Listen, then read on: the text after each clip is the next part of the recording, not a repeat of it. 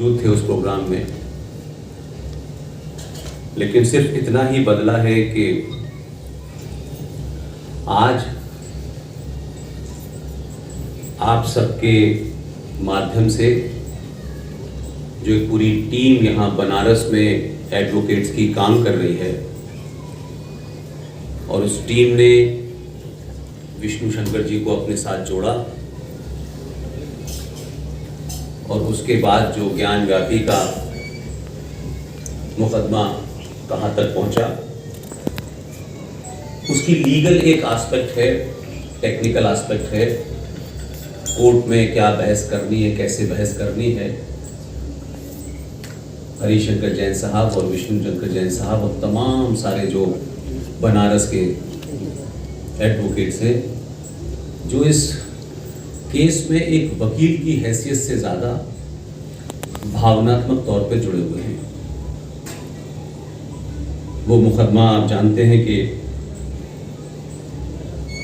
एक उसका जो कह सकते हैं कि प्लेटफॉर्म था, वो वहाँ से हम दूसरे पे आए, और मैंने सुना कि कल शायद उस पर जजमेंट आना था, और अब वो जजमेंट 11 अक्टूबर को आएगा। इस सब में RSN सिंह साहब, सुशील पंडित, GG बख्शी, जो देश भर में अलग अलग लोग हैं, प्रोफेसर आनंद रंगनाथन, नीरज अत्री, तुफैल चतुर्वेदी, जितने भी नाम आप देखते हैं, इन लोगों का न किसी पार्टी से न किसी संगठन से कोई दूर दूर तक संबंध नहीं है। ये तमाम सारे लोग, हर एक ने अपना एक न एक विषय चुना हुआ है। नीरज अत्री साहब के बारे में आप जानते हैं, वो इतिहास के ऊपर बोलते हैं, उसमें कुछ किताबें भी उन्होंने लिखी हैं। तो फैल साहब का विषय भी आपको पता है। तो हम सब की कोशिश ये है कि, क्योंकि इस वक्त लड़ाई सिर्फ कोर्ट के अंदर ही नहीं लड़ी जा रही है, सिर्फ पार्लियामेंट के अंदर ही नहीं लड़ी जा रही है। एक लड़ाई है जो इस देश में एक लंबे कालखंड से झूठ और फरेब के ऊपर कुछ नैरेटिव बनाए गए हैं, और वो झूठे नैरेटिव से 2022 के भारत में इस संचार क्रांति के माध्यम से लोग अपनी बातों को तथ्यों पे, तर्कों पे, लॉजिक के साथ रख रहे हैं, और दुनिया उनको सुन रही है। लिहाजा कल बहुत सारे अलग अलग विषय होंगे। आप सब जानते हैं, सुशील पंडित जी कश्मीर से आते हैं, कश्मीरी पंडितों के साथ क्या हुआ, और आज कश्मीरी पंडित कहाँ हैं, वहाँ क्या बदलाव हुआ और क्या होना चाहिए, क्या नहीं हुआ, उस पर अपनी बात रखेंगे। सिंह साहब का अपनी विशेषज्ञता है कि वो आंतरिक सुरक्षा के लिए क्या क्या चुनौतियां हैं, वो भी रखेंगे। प्रोफेसर पवन सिन्हा साहब भी अपनी बात रखेंगे। इस सिलसिले में हम लोगों का आज आना हुआ है। हम लोग 10 तारीख तक यहाँ रहेंगे, शायद दोपहर में हम लोगों को वापस जाना है। आप सब लोगों को हो सकता है कि बहुत से आपके साथी न पहुँचे हो यहाँ, लेकिन मीडिया में खुद मैं 22 साल तक रहा हूँ। बनारस को जितना यहाँ के मीडिया ने यहाँ के सही नैरेटिव के साथ, नए फैक्ट के साथ, मैंने बहुत सारे ऐसे मीडिया के मेरे मित्र भी हैं कि उनके एडिटोरियल पॉलिसी कुछ भी हो, फिर भी यहाँ से लोग जो रिपोर्ट करते हैं, मानता हूँ कि बनारस क्या है, बनारस की संस्कृति क्या है, उसकी सभ्यता क्या है, उसको वो सही पर्सपेक्टिव में रखते हैं। इसके लिए आप सब पत्रकारों को मैं मुबारकबाद देता हूँ। ये लड़ाई किसी एक व्यक्ति विशेष की नहीं है, ये पूरी लड़ाई सभ्यता की लड़ाई है, और सिविलाइजेशन की लड़ाई में हर आदमी को अपनी भूमिका निभानी है। कोई चुप रह के निभा रहा है, कोई बोल के निभा रहा है, कोई लिख के निभा रहा है, कोई चिल्ला के निभा रहा है। तो मैं मानता हूँ कि इस युद्ध में जो भी शामिल है वो निजी तौर पे नहीं, इस राष्ट्र के खोए हुए सम्मान, उसकी मान्यताएं, परंपराएं, सरोकारों के लिए लड़ रहा है। लिहाजा हम भी उसमें अपनी भूमिका हम लोगों ने तय की है, और हम यही काम पूरे देश में कर रहे हैं।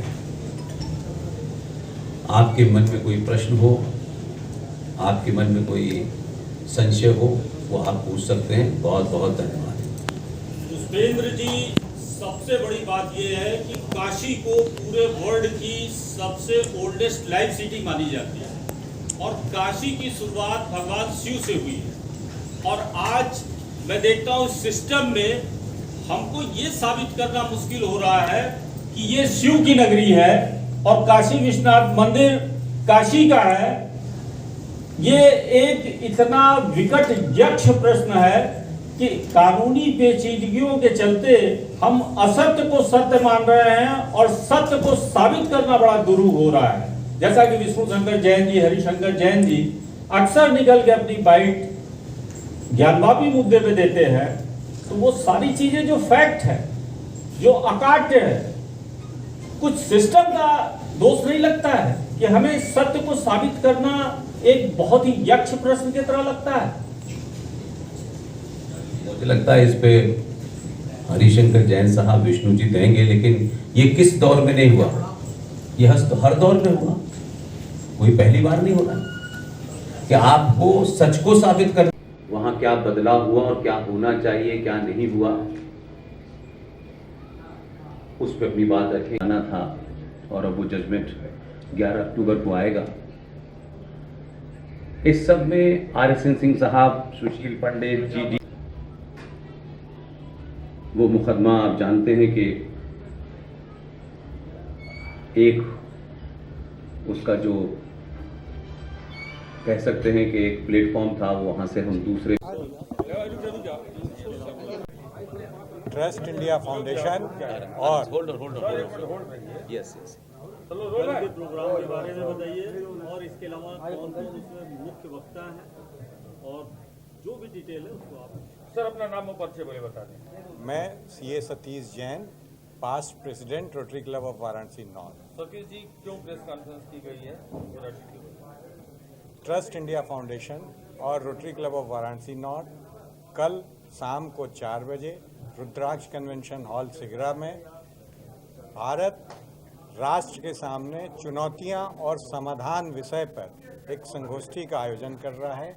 उसी के लिए आपके सामने प्रस्तुत लर्नेड स्पीकर्स हैं। ये सारे लोग कल उसमें अपना व्याख्यान देंगे। मैं उन सबका नाम भी आपको बता दूं: पुष्पेंद्र कुलश्रेष्ठ जी, सुशील पंडित जी, advocate Harishankar Jain ji, advocate Vishnu Shankar Jain ji, colonel RSN Singh ji और पवन सिन्हा गुरु जी। ये लोग कल मौजूद रहेंगे वहाँ पे।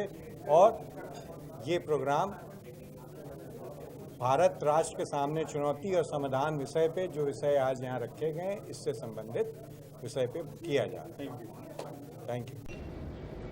एक लंबे कालखंड से झूठ और फरेब के ऊपर कुछ नैरेटिव बनाए गए हैं और वो झूठे नैरेटिव से 2022 के बाद ये लड़ाई किसी एक व्यक्ति विशेष की नहीं है। ये पूरी लड़ाई सभ्यता की लड़ाई है और सिविलाइजेशन की लड़ाई में हर आदमी को अपनी भूमिका निभानी है। लेकिन सिर्फ इतना ही बदला है कि आज आप सबके माध्यम से अभी का मुकदमा कहां तक पहुंचा, उसकी लीगल एक एस्पेक्ट है, टेक्निकल एस्पेक्ट है, कोर्ट में क्या बहस करनी है, कैसे बहस करनी है,